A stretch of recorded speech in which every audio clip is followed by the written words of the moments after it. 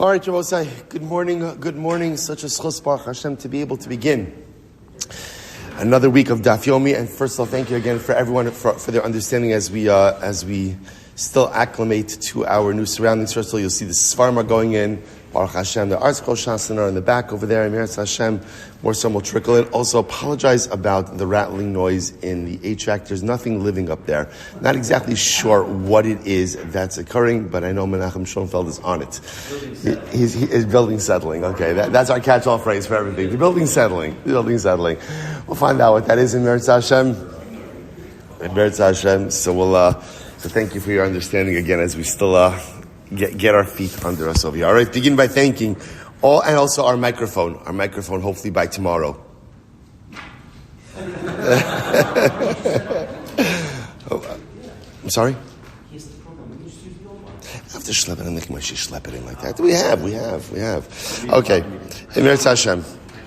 Hopefully by tomorrow. By tomorrow, the HVAC will be fixed and the microphone will be here. And everything will be. All right, we begin by thanking all of our sponsors for this morning share. To thank our annual TALMUD TORAH sponsor for Tafshin Pei, the Tilson Mishpach of Eretz Yisrael, for dedicating all the Sherman Drushos as a zechus for besuros tovos Am Yisroel. Our TALMUD TORAH sponsor for the month of Teves Habalin Tova, the Kelman Mishpacha, in memory of Amit Ben David Levy, brother of Itay Levy, who was killed in Gaza on the first night of Chanukah. We hope that the merit of our TALMUD TORAH is in the Shem will have an Aliyah and his family in Nechama. Our Daf Yomi sponsors for today, Matt and Diane Marks, in memory of Matt's mother, Sylvia Marks, Sora, Pesha, Bas, Moshe, Mordechai, Zichron Levrach. We hope that in the merit of our TALMUD TORAH, her and the Shem will have an Aliyah and her family in Nechama.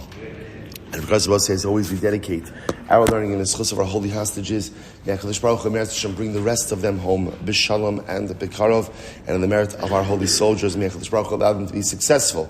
B'chol ma'asei yedeihem. And I will say with this, let us begin. We have a beautiful and really incredible daf ahead of us today. So like I said, today's daf is Mem Aleph 41. We are picking up in Meretz Hashem on Mem Amud Beis 40b, 5 lines up, 6 lines up from the bottom. Tan Rabbanan, right at the 2 dots. Bakir Matamoso. Tan Rabbanim. So again, remember, we are continuing in Meretz Hashem with we'll call it the cross-examination of the witnesses, right? In other words, making sure the drishas of the chakiros. Tan Rabbanim. Bakir Matamoso. So we say to the witnesses, do you recognize the perpetrator? Do you recognize the defendant? So Nachri Harag, did he kill a non-Jew? Yisrael Harag, did he kill a Jew? Hisreisimbo, did you give him Asra? Kibal Alov, Asra, did he accept the Asra upon himself? Hitir atzmo lemisa. There was an interesting definition of hitir atzmo lemisa means literally, did he permit himself to death? Which is another way of saying, did after he heard the Hasra, after he heard the warning, in other words, did he still proceed anyway? Right? And again, did he essentially, when you have to give him Asra, did he go ahead and violate immediately afterwards? If somebody worshipped idolatry, right? So the witness is coming forward to say that Reuven worshipped idolatry. We ask the witnesses, Mi avad, what type of idolatry did he worship? Lepa'ar avad, lemarkolis avad. Did he worship Baal Pa'ar? Did he worship Markolis? Ubama avad, how did he worship? Bizibuach, did he offer a karban? Bekiptar, incense, Benisoch, a libation, Bishtachava, prostration. And yes, we ask him all of these questions. Fine. So Amra Ula says, Minayin Lasra Min Torah. So Ula says, from where do we know Hasra? So Ula says, interesting idea. So from where do we know this concept that someone has to be warned before they go ahead and commit an Avera in order to be liable? So the Gemara says, Shne'emar, V'ish asher yikach es achoso, bas aviv ubas imo, v'ra'a es ervasa. The Pasuk says if a man will go ahead and have relations with his sister, the daughter of his father, the daughter of his mother, and he will see her erva. So the Gemara says, Atu beri'iyat ha'yamilsa, what does seeing have to do with it, right? There's nothing about seeing. The issue over here is one of actual relations. So what do you mean, v'ra'a es ervasa? Ela adshir uhu taimo shel davar. So this is interesting.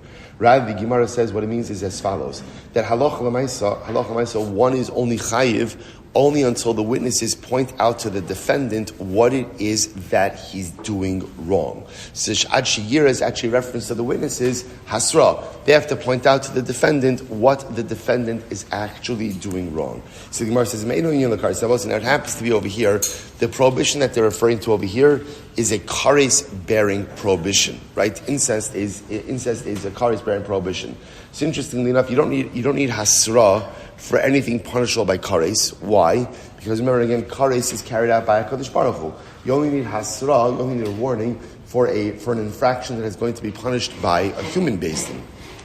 So if I don't need the concept of asra for a kares-bearing infraction, top of Memala 41a, Tineu Inyan Lamalkus. So go ahead and give it over for Malkus. So we'll say, so from here we see, this is Ula's interpretation, so from here we see the Makar, the source for the concept of Hasra. Beautiful. Tebechizkiya Tana. So V'chi Yazid Ish Areu Laharga Ba'arma. So the pasuk says if a man will intentionally go ahead and kill another person, Ba'arma means with cunningness. What does this mean? Shehisru bo v'adayin b'mezid, which means they warned him, and halacha l'maisa, he is still acting intentionally. Okay, so again we'll say all just different sources for the concept of hasra.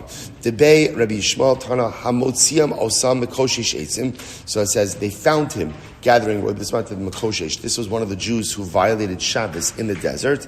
Shehisru bo va'adayin hu Mekoshesh. So the lashon over here is hamotzim oso Mekoshesh. They found him gathering.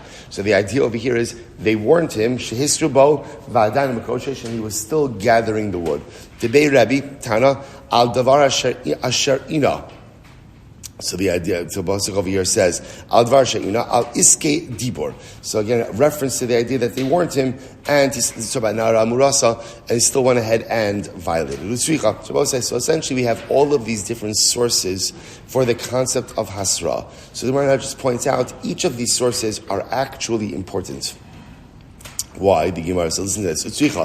Because if it would have just said something by a choso, by the case of the sister, incest, have amina chayve malchus in chayve misaslan. Now, here's what's interesting. Remember again, as much as incest is punishable by kares, so halacha l'maisa, you still get malchus for that. So had it just brought down the concept of hasra by a sister, I would have said, it's dafka by infractions that you get malchus for, that halacha l'maisa you get hasra, but maybe by chayve misos you don't. Therefore, kasav rachmana ki yazid. Therefore, the Torah brings up the lashon of ki yazid, right? Because that's an intentional avera. That's an intentional avera of kares that is punishable again by death. So that shows that this kares also by misas bezdin. Okay, so the Gemara says v'chi kasav rachmana ki yazid, and if it would have just said ultimately again that halacha l'maisa, I'm chayiv to go ahead and give hasra by an act which has misas bezdin, hanimili saif, to kill. I would have thought, what type of chayiv misa? Only beheading, like by a sword, which is considered to be a more lenient form of death. Now we'll talk more about this in the next parak. I will say, again, it sounds strange to talk about death penalties as more lenient, right, and less lenient. What it means is really more painful and less painful. So I would have thought again that there's hasra by saif, aval skila de chamura imalo, but by skila, which is considered to be more chamer than saif, perhaps not. To which the Gemara says, the Gemara says, v'tarti bin iskal lamali. But why do I need two sources that both talk about skila? So the Gemara says, Rabbi Shimon la'asuye nisrafin. So according to Rabbi Shimon, to include sreifa, because he holds that sreifa is a lesser form than skila. The Rabbanon milza da'aseh b'kavachomer tarach v'kasav lakra. And according to the Rabbanon, both say sometimes we have this concept that even if something can be learned out by kavachomer, sometimes the pasuk will still go out of its way to mention it. Nevertheless, so why not just write it by skila? And once you have it written by skila, you can learn everything else by skila, because skila is considered to be the most chamer form of death penalty. You're right. But sometimes even saying that you learn it by kavachomer, Torah goes out of its way to explicitly write it as well. Good. Supposed to say a takeaway? Takeaway is that halacha l'maisa there is a concept of hasra. Hasra is d'oraisa. Three different sources of hasra, either again by achoso, by incest, by intentional murder, or ultimately, again, the makoshesh violation of Shabbos. And again, all three sources are necessary for the aforementioned reasons that we just stated. Beautiful. So going back now to the Gemara. So the Gemara said, we asked the witnesses a series of questions. What are the questions we asked the witnesses? So number one, did you give hasra? Did you give warning? And number two, hitir atzmo lemisa. So ultimately, again, did the individual literally give himself over to death? Which means, after the hasra, did he still proceed with the commission of the infraction? That was the shayla, or that was the statement. So the Gemara says, minalan. So the Gemara says, from where do we know this? So the Gemara says, okay, so minalan, Amar Rabba v'yitim Chizkiya Amar Kra Yumas Hameis. The pasuk says Yumas Hameis ad sheyatir atzmo lemisa. In other words, we're saying, what we're saying over here is like this: for the defendant to be guilty, it is not enough that he received hasra; he has to have received it, processed it, and still clearly gone forward despite it. That's what it means. The lashon of yatir atzmo lemisa. So the defendant received the hasra, he understood the hasra, and nevertheless he moved forward with the commission of the avera. So the Gemara says, how do you know this? Because the lashon is yumas hames. This double lashon. Yumas hames means he heard it, he processed it, but he nevertheless violated the avera. So the Gemara says, ad sheyatya atzmo lemisa, until literally again he permits himself to death, which means he moves forward even though he received the hasra. I'm gonna, you think about this for just a moment. It sounds so crazy, right? Can you imagine this? Right? The Edom say to Ruvain, if you kill Shimon, you're going to be put to death. And yet what?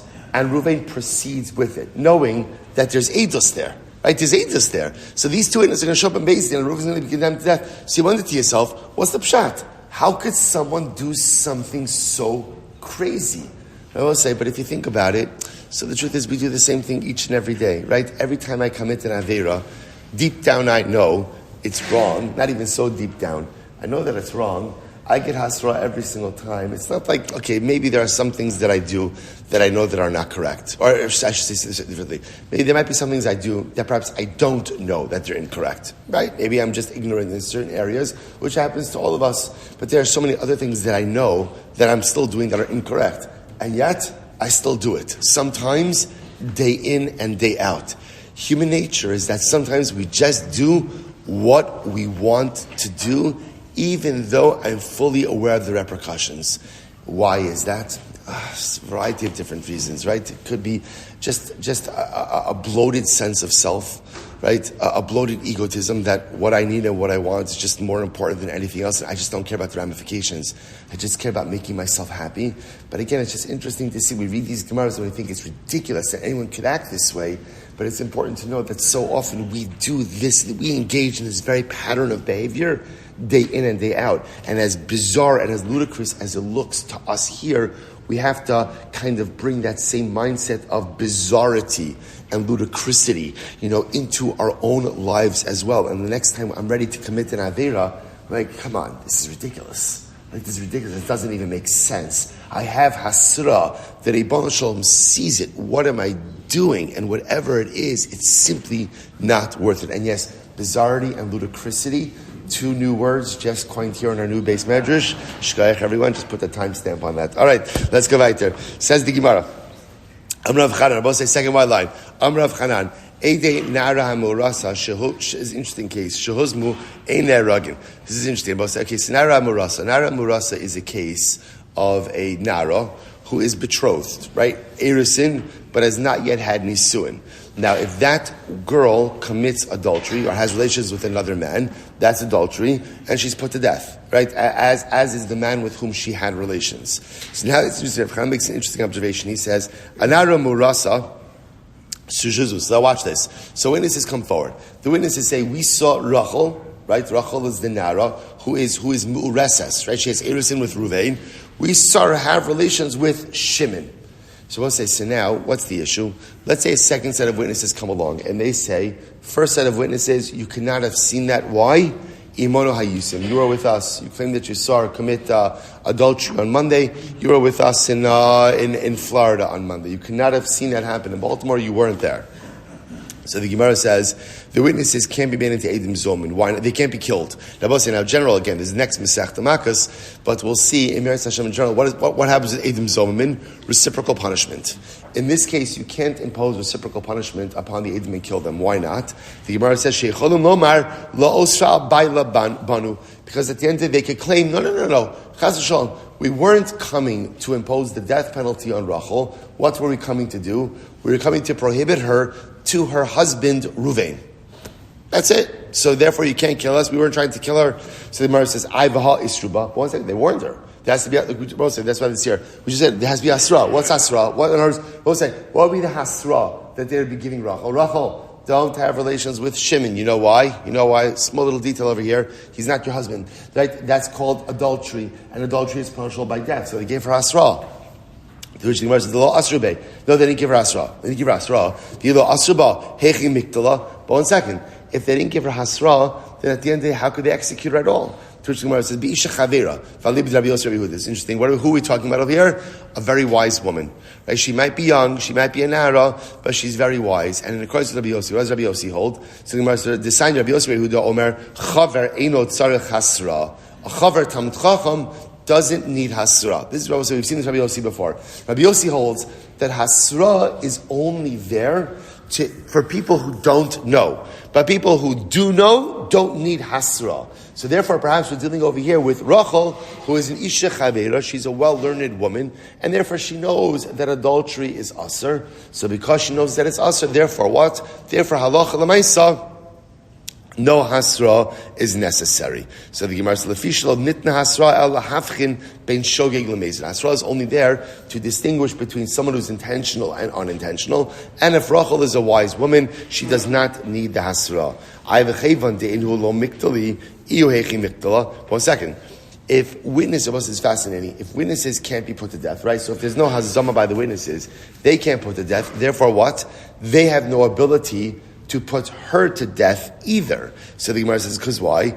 Havila edus she'ata yachol lahazima, v'chol edus she'ata yachol lahazima lo shma edus. So I'll say this is fascinating. A fascinating testimonial fact over here.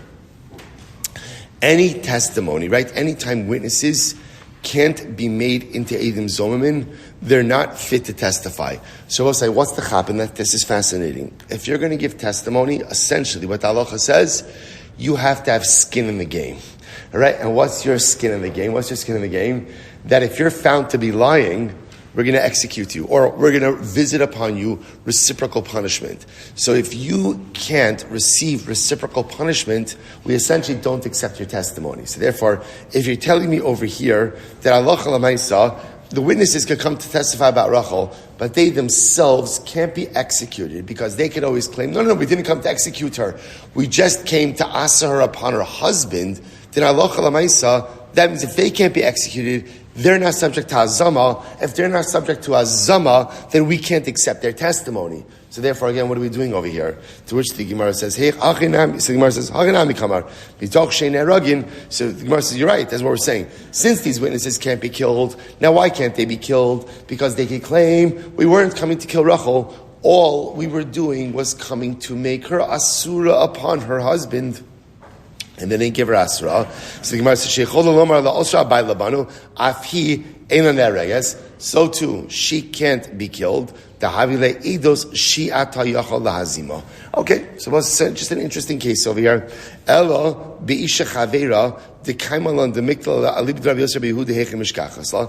say, so where is there ever a case of a wise woman, an isha chavera, according to Rabbi Yossi? Now remember, according to Rabbi Yossi, a chaver or a chavera, a learned person, doesn't require hasra.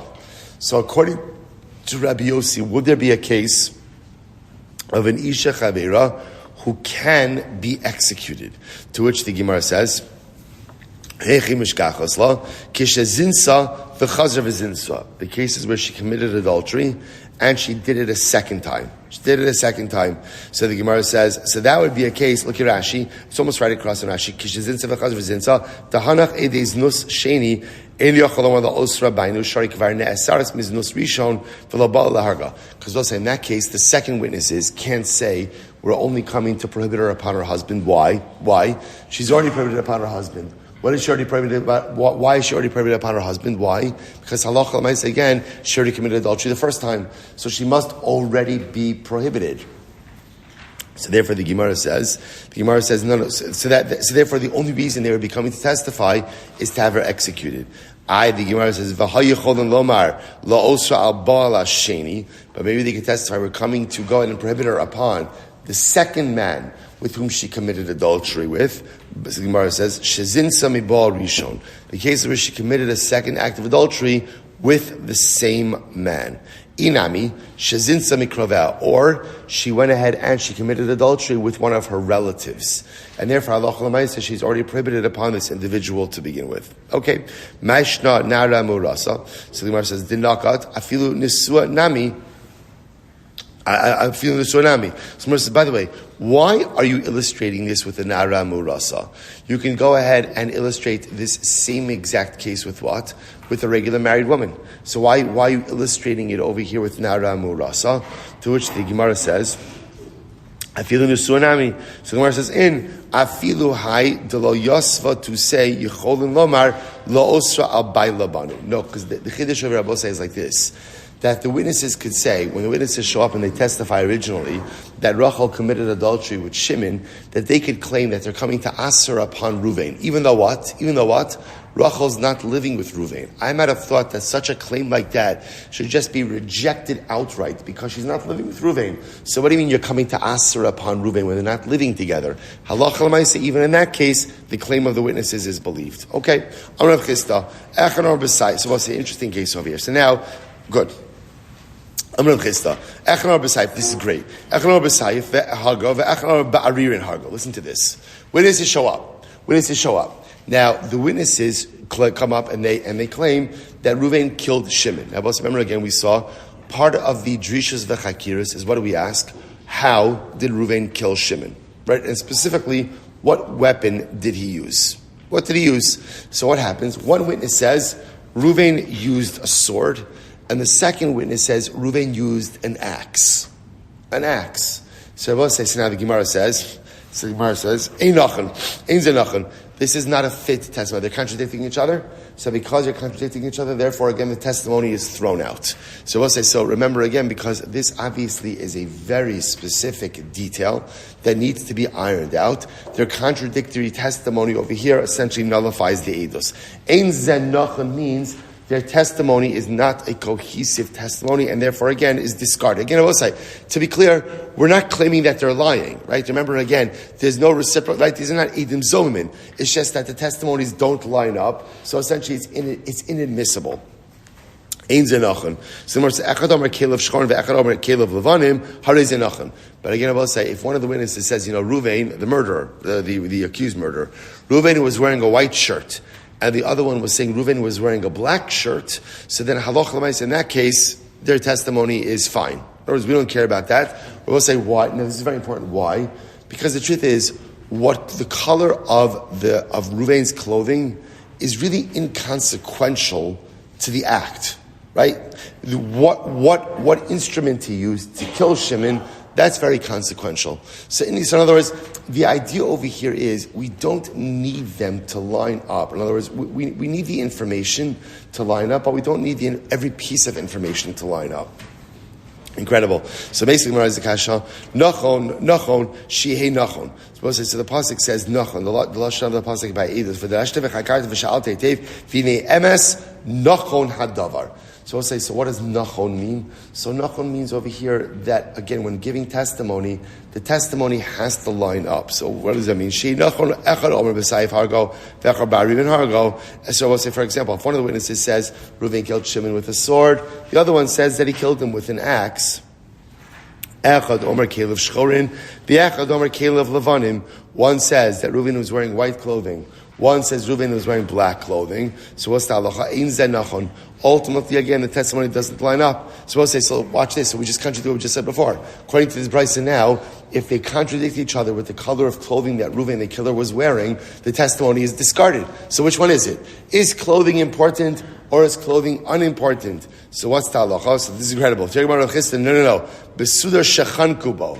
No. When the brisa says that there's machlokes clothing, what's the case? The case is where they're coming along and they're saying Reuven strangled Shimon.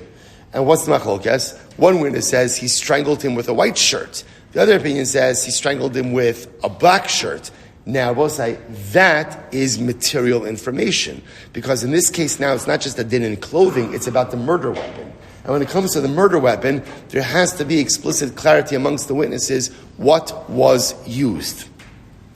So the Gemara says as follows, Hainu sai varir. Okay, well, if that's the case, then again, it's the same thing as saying one said a sword and one said an axe. So in other words, why do you have to illustrate it different ways? So Tashma, listen to this. So we'll say, Echad omer sandal of shchorin, ve'echad omer sandal of levanim.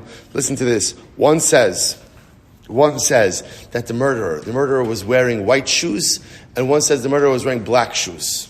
Okay? Interesting style sense also. Right? It says, so the Maisa again, one says wearing white shoes, one says wearing black shoes. So the Gemara says, what's the halacha? Ein zeh nachon. So the testimony doesn't line up. So once again, say, so we're contradicting ourselves. We just said before that halacha l'maisa, that the clothing of the murderer doesn't matter. But yet here we seem to be saying the clothing of the murderer absolutely does matter. So what's going on over here? So the Gemara says, Hasanami kigon shebat bo besandal v'hargo. No, what's the case? The case is where Reuven kicked Shimon and killed Shimon by kicking him. If that's the case, the shoes are the murder weapon.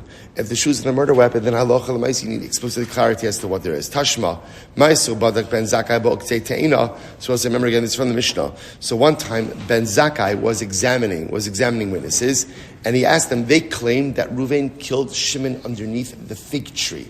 And remember again, what did Ben Zakkai says? Ben Zakkai says, okay, tell me a little bit about the fig tree. Tell me about it. Right? What were the stems? Were the stems thin? Were they thick? Tell me about them. So the Gemara says, v'hatanya. So we'll say, what does that seem to indicate? It seems to indicate that even other details that are not about the murder itself are still important. The witnesses still have to check those boxes when testifying about what's going on over here. Kigon, to which the Gemara says, no. Amrami Racham Kigon sha'akat te'ina b'Shabbos da'alok kamikto. No, what's the case? The case over there, we'll say, is where the guy actually detached a fig from the tree on Shabbos. That was the case. That's the capital case. So remember again, uprooting a tree, right, detaching a fig from the tree on Shabbos is in and of itself, that's a capital crime. That's a capital crime. So that's what we're talking about over here. So the Gemara says, "Vatanya amrulo tachas tenaga." But that's not what the Mishnah said. The Mishnah said the witnesses said that Reuven killed Shimon underneath the tree. That's what happened. That's what happened over here. To which the Gemara says, "Ela arei barchama kigon sheshabdo biyichud shel teina." Now, what's the case over here? The case over here is where halacha l'maisa again. Where halacha l'maisa, Reuven killed Shimon with a stem of the fig. That's what happened here. He killed him. He used the stem of the fig as the murder weapon. To which the Gemara says, Tashma, Amar lahen te'ina zu uktzeh dakin uktzeh gasin. Te'inem shchoros, te'inem levanos. That's not what it says. It says, Ben Zakkai asked them, tell me, were the stems, were they thin or were they thick? Were the figs themselves, were they white or were they dark? Amrav Yosef, mi Ben Zakkai losiv inish, shiny Ben Zakkai dibedikos kichakiros mashvilei. Don't bring a raya from Ben Zakkai. Why? Because I will say Ben Zakkai, he was makbid both with bedikos and chakiros, right? He essentially made them the same. So in general, I will say, there is a distinction between bedikos and chakiros. What's the distinction? Distinction is, I will say, chakiros are questions that are specific to the actual event itself. Bedikos are general questions. So generally, do we care necessarily what color the murderer's shirt was? Not really. Not really. Does it matter again if the figs underneath which the murder occurred were white or black? Not necessarily. Ben Zakkai himself was of the school of thought that both pedikos and chakiros are explicitly necessary and both must be dealt with together. Both split the doubt. That's why Ben Zakkai was asking about the figs and the stems, and according to Ben Zakkai, the clothing is also important as well. To which the Gemara says, Man Ben Zakkai. By the way, who's Ben Zakkai? Who is Ben Zakkai? So it says, the Gemara listen to this, it's incredible. Man Ben Zakkai, Rabbi Yochanan Ben Zakkai. So what do you mean, who's Ben Zakkai? Who's Ben Zakkai? Rabbi Yochanan Ben Zakkai. Do you know how much we owe to Rabbi Yochanan Ben Zakkai? Rabbi Yochanan Ben Zakkai essentially saved Klal Yisrael in the aftermath of the destruction of the second Beis HaMikdash. Rabbi Yochanan Ben Zakkai was responsible for all of the takanas we have. Zechus the Churban and Zechus the Mikdash. We'll get into the two different types of takanas. So this says, the Gemara says, but 1 second. If it's Rabbi Yochanan ben Zakkai, mi havi b'Sanhedrin. Was Rabbi Yochanan ben Zakkai ever part of the Sanhedrin? Chronologically, it doesn't make sense. Watch this. Vatanya, kol shnos of Rabbi Yochanan ben Zakkai, meya ve'esrim shana. Both say it's a great Gemara. Rabbi Yochanan ben Zakkai lived till 120. Get ready for this. Get ready for this. Arboim shana, asak b'pragmatya. For 40 years, he was in business. He was in business, right? Mem Shana Lamad, for 40 years, he learned, right? He did his stint in business, then he learned. And Arba'im Shana Limed, and for 40 years, he went ahead and he became a Rebbe, right? He taught students. So I just want to point out something amazing. So first of all, it doesn't mean that the 40 years he was in business, he didn't learn. I just want to point out. But what it means is, he was in business. So what happens when you're in business? Again, you kovei TORAH, you have a chavrusa, you come to a shir. Learning was not his full-time occupation. At the age of 40, he decided to go, or after 40 years, he decided to pivot. So I'll say, such an incredible yesod. We sometimes think that great people are just born that way, right? They're just born with a Talmudic spoon in their mouth, right? This is what they know, this is what they're born for, this is what they're destined for, I'll say, people make choices about the kind of lives they want to lead and about the kind of people they want to be. It's not an accident. If you think about it, by the way, there are 3 people who follow this same paradigm, right? Same people. Who are the same people? Moshe Rabbeinu, Rabbi Akiva, Rabbi Yochanan ben Zakkai. All this 40-40-40 paradigm, right? It's 40-40-40 paradigm. Now again, that's how the Mefarshim say. It's interesting when you see 3 people, 40-40-40 paradigm. Is it exact? Maybe it is, maybe it's not. It doesn't even matter. It doesn't even matter. What it means is great people make a choice to become great. Great people hit a crossroads in life and they realize, okay, in this moment now, I have a choice. I could just keep on going. Right? The path that I'm on is very nice. The path that I'm on is very comfortable. The path that I'm on is very convenient. I could continue down that path and it's good. Or I could choose to pivot, go in a different direction, and self-actualize. Moshe Rabbeinu did not have to turn to see the burning bush. Rabbi Akiva did not have to take the musar from the rock. And Rabbi Yochanan ben Zakkai, I don't know what his pivotal event was. But I guarantee you there was something.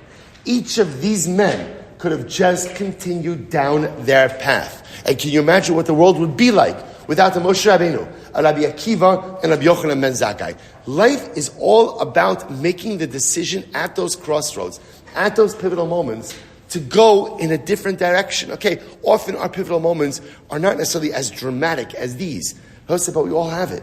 We all have it. Sometimes we're just too distracted to even see the crossroads of life that we're at. But I will say, this is tremendous. Just because my life has been a certain way up until this point, just because I've been a certain way, doesn't mean I have to be the same person or have this same life going forward. Change is always possible. Pivoting is one of the most exciting things in life, and that's where your true personalistic greatness comes out. It's incredible. So Rabbi Yochanan ben Zakkai, so what happened? V'tanya, Arba'im Shana called them Churban Abayis, Golsa Sanhedrin. 40 years before the Beis HaMikdash was destroyed, the Sanhedrin was exiled. And that means, remember, the Sanhedrin normally sat in the temple compound, in the Lishkas HaGaz, chamber of hewn stone. 40 years before the Beis HaMikdash was destroyed, it was no longer in the chamber of hewn stone. Rather, where was it? V'yashola b'chanos. It was in the storefront. So both say, by the way, there are excavations now in the old city, right by the Kosel. So I'll say the chanos were areas in front of the walls of the Beis HaMikdash, in front of the retaining walls. They literally, again, had stores there. They had 2 things there. Mikvos, right? Because you had to go to the mikvah. Rabbi says that they've unearthed these mikvahs with 2 sets of staircases, right? One going in, one going out. And again, stores. What were they selling at the stores in front of the Beis Hamikdash? What were they selling? Right? Oil, wine, sheep. You don't want to schlep your sheep, right? It's not right. Again, let's say. Can you imagine packing up the car with livestock? I'm just saying, right? Just the family is enough, right? In other words, so now again, so there are people. So the good part is the Jews are industrious. There are people who literally set up shop right in front of right before he went into the basement, before he went to the Harabayas. So the Sanhedrin was relocated to one of those storefronts by the Harabayas. And while they were there, they could not adjudicate knas law. The Gemara says, "Dinei knasos." Why not knas law? They weren't able to adjudicate capital cases. Utnanan, we learned, so we'll say, yes, so here we have it. So remember, the Sanhedrin itself was exiled from Lishkas Hagazis 40 years before the Beis Hamikdash was destroyed, which means there were no capital cases adjudicated already 40 years before the destruction of the second of the Beis Hamikdash, the second Beis Hamikdash. Right? Furthermore, again, the Gemara says that ultimately, again, Rabbi Yochanan ben Zakkai was the one who, after the destruction of the second Beis Hamikdash, was the leading sage, which I will say makes it just chronologically that Rabbi Yochanan ben Zakkai was not sitting on the Sanhedrin when a capital case was being adjudicated. So if that's the case, the Ben Zakkai over here in the Mishnah that's asking about fig trees can't be Rabbi Yochanan ben Zakkai. It can't be him. To which the Gemara said, well, it's always exciting. I know, I always find it exciting. I guess I don't get that much, but honestly, just like when the Gemara gives you history, right? It's just fascinating because a lot of times what we're missing when we learn Gemara is any type of historical context. When is everybody living? What's happening over here? So here, this is a major piece of Jewish history over here, right? Because Rabbi Yochanan ben Zakkai, the Gemara says, could not have been a member of a Sanhedrin which adjudicated a capital case, because Rabbi Yochanan ben Zakkai is the ranking sage when the Beis Hamikdash was destroyed, and there was no capital cases being adjudicated for at least 40 years earlier. So Bepashtas, he was never involved, at least as a sitting judge on a capital case. So the Gemara says, Ella ben Zakkai da'alma. It must have been another guy named Ben Zakkai, not Rabbi Yochanan ben Zakkai. It seems to be clear. They saw that Rabbi Yochanan ben Zakkai, Karile, Rabbi Yochanan ben Zakkai. So I'll say it can't be him. First of all, because if it was him, how can you call the Heilige Rabbi Yochanan ben Zakkai Ben Zakkai? How can you do that? This is a Gadol Hadar. How can you possibly go ahead and just call him Ben Zakkai? It doesn't make any sense. To which the Gemara says, Vatanya, Ma'isro Badak Rabbi Yochanan ben Zakkai, Ba'uktei Te'enim. So but yet again we have a brisa, and the brisa says it was Rabbi Yochanan ben Zakkai who was asking the witnesses about the thickness of the stems of the fig tree. So it sounds like it is him, but how could it be him? Ella Talmid Hayoshev Lifnei Rabbo Hava. Oh, we'll say, watch this. Rabbi Yochanan ben Zakkai was never a sitting judge on a Sanhedrin that was adjudicating a case. But where was he? He was in one of the rows. He was a Talmud. He was a student. He was in one of the rows in front of the Sanhedrin. To which the Gemara says, Va'amar milso mistabelitaime. So what happened? So they were adjudicating a case. And Rabbi Yochanan ben Zakkai, remember again, I will say, Rabbi Yochanan ben Zakkai, they took input from the students sitting in the rows before the Sanhedrin. Rabbi Yochanan ben Zakkai was a student. He piped up and he said, "Hey, Chevra, what about asking the witnesses about the stems of the fig trees?" And they liked it. And what happened? On the days, v'kavua b'shmei. So I'll say, and again, remember, in general, whatever a Beis could do to exonerate, they always want to do that. So if they could go ahead and find the defendant innocent, by asking the witnesses about the size of the stems of the fig tree, and ultimately, again, exonerating him like that, they're going to do that. The kavua b'shmei. And they liked it so much that they established it in his name. So the Gemara says, Ki hava lamad ben Zakkai hava, ki hava karle betamud yoshlef ne'rabo, ki hava limeid, hava karle Rabbi Yochanan ben Zakkai, ki karle ben Zakkai ashem demei kara, v'ki karle Rabbi Yochanan ben Zakkai ashem dehashta. Oh, so now we understand it. When he said this ruling, he was a Talmud. He was a Talmud. As a Talmud, what was his name? What was it? How was he known? Ben Zakkai. So now again, so therefore, when it records it based on where he was holding at the time that he said it. That was Ben Zakkai. Obviously, now we know him as what? Now we know him as Rabbi Yochanan Ben Zakkai. Incredible. So Ma'aseh Badak, Ma Ben Chakiros, Ma Yafidu Shnayim Omrim. So remember again, when it comes to Chakiros, the big distinction between Chakiros and Bedikos, what's the big distinction? The big distinction is as follows: that when it comes to Chakiros, if the witnesses go ahead and contradict each other, or again, not even contradict each other, if they get something wrong, they're disqualified. By bedikos, if one gets it wrong, even if two get it wrong, they're fine. So the Gemara says, Maya filu shnayim omrim. What do you mean, even if two get the bedikos wrong? Pshita, that's obvious. Ki amar echad in yodea edusim kayemes. Kamri bei trei nami discount. Here's what's interesting. If when it comes to the bedikos, right? If one of the witnesses says, you know what, I don't know. So we'll say, what's the halacha? One of the witnesses says, I don't know. It's fine. Now we'll say, there's no difference if one witness says, I don't know, or if what? Or if two witnesses say they don't know. In other words, once one witness says, I don't know, then by definition, what you don't have is a cohesive unit of testimony. So once that happens, what does it matter if one says, I don't know, or if two say, I don't know? Some Rav Sheshes, Arei Shakai, V'achi Kamar, B'chakiros. When it comes to Chakiros, I will say, remember again, Chakiros are the questions that are absolutely indispensable in order to have a proper testimony. B'chakiros, afilu shnayim omrim yadanu, ve'echad omer eni yodea. So we'll say ultimately again, when it comes to Chakiros, even if two people say we know, and one says, I don't know, edusan betela. Ultimately, again, the edus is batal. Kiman, Rabbi Akiva, Demakish Shlosha Shnayim. So we'll say, here's what's interesting over here. Let's say you have a group of three witnesses, right? And what happens? And one of them says, I don't know. So what's the halacha? So nevertheless, the edus is still batal. This is by Chakiros, right? So you have three witnesses, you're asking the Chakiros, two answer correctly, one says, I don't know. What's the halacha? The edus is batal. Why? Like Rabbi Akiva, what does Rabbi Akiva say? Demakish Shlosha L'Shnayim. Rabbi Akiva says a testimonial unit is a testimonial unit. And three is the same as two. So once you present as a group, then by definition, you're a group. As a group, in order for the group to be an effective edus, what has to happen? They have to be able to go ahead and answer all of the chakiros together. So therefore, again, if one is unable to answer the chakiros, then halacha l'maisa, again, it disqualifies the edus. But we learned elsewhere that the edus is still good.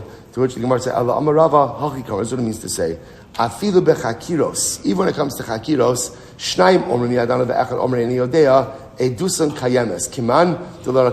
Rather, the Gemara switches gears. The Gemara says, no. When you have a group of three witnesses, we'll say, as long as two out of the three could get the chakiros together, could get the chakiros correct, then the edus is good even if the third one messes up. That's talach. You know, the third one messes up, halacha l'maisa, the edus is still good. Not like Rabbi Akiva. So we'll say, I just want to point out over here, there's a fascinating machlokas. We've actually seen this before, which is, when you have a group of three witnesses, in order for the testimony to go ahead and be upheld, do I need all three to be certified, or is it just enough to get two out of the three? Rabbi Akiva says you need all three. We don't paskin that way. We paskin that two out of the three is good, because we also paskin that witnesses can even be strung together independently. So therefore, halacha l'maisa, as long as two out of the three are getting the chakiras correct, we're good to go. Rav Kahana, Rav Safra, Tanu Sanhedrin, Bei Rabbah, this is great. Rav Kahana and Rav Safra were learning Sanhedrin in the yeshiva of Rabbah. We'll say, isn't this incredible, right? They learned Sanhedrin, we learned Sanhedrin. I mean, their Sanhedrin looked a little bit different than our Sanhedrin. But they were learning the sugya of Sanhedrin in the yeshiva of Rabbah. Paga Bahura Barchama, Shramachama bumped into them, Amrlahu, my Amrisa Ba, Sanhedrin, Rabbah, what did you learn? No, what did you learn? Right? What did you learn? What did you learn in Sanhedrin in the yeshiva of Rabbah? Amrilei, Umay Amrinon Be Sanhedrin Gredasa. Well, what do they say about Sanhedrin in general? Right? What in general do we go ahead and hear about and learn about? Umay Kashilcha. Right? What do you have questions on? Amrullah, Meha Diktani Ma Ben Chakiros Lebdikos. What is the distinction between Chakiros and Bedikos? Chakiros, Echad Omer Inyo De'edu Sabbatela. When it comes to Chakiros, if one of the parties says, I don't know, then ultimately, again, the eidos is batal.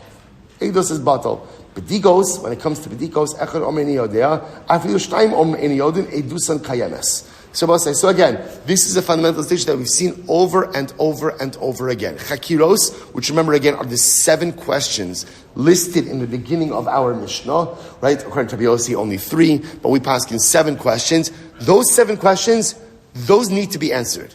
And if you can't answer it, either you answer it wrong or you say, I don't know, the halacha is, you're out. You're out. Bedikos, if you get those wrong, you're still in. You're still in. Both say, what's a good example of bedika question? Good example, bedika question? Right? Color of the shirt.